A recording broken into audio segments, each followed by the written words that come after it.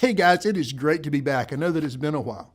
Today on 5 Things, we're going to talk about Brock Morgan's Youth Ministry 2027, which is an amazing youth ministry book about the practical aspects of how to integrate with kids, but also how to work with the leaders that you have and the lifestyle that we live. The first thing that he kind of goes into is talking about describing this youth culture as the Thomas generation. And that they're asking questions and they're seeking. And we need to be the people that points them to the Jesus that says, look, put your finger in my hand. Look at my side. I have been resurrected, to bring out that all in them.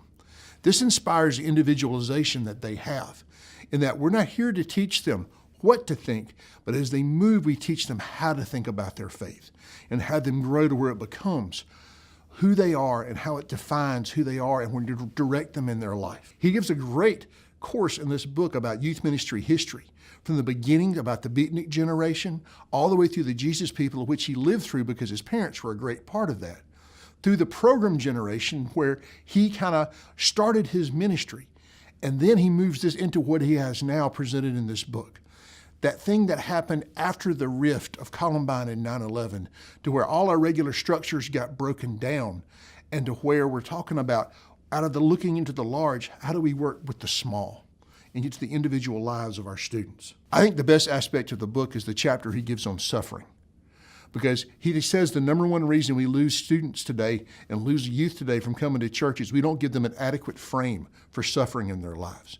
And he walks through steps about how to do that, so where we can give them a way of walking through something that will inevitably happen, so it's not a surprise for them, but let them know they're not alone in going through it also, because they have a God walking with them, and they also have us and our teams walking through them also. Another great thing he points out in the book is we're to be advocates for our youth.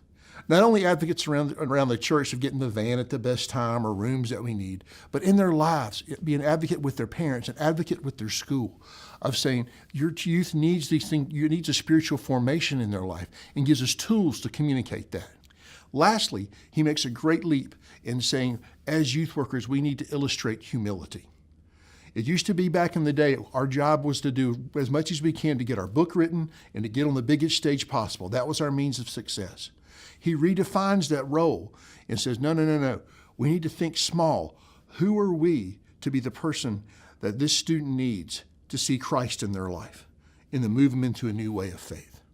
I look forward to your comments to see what you think about the book. See you later.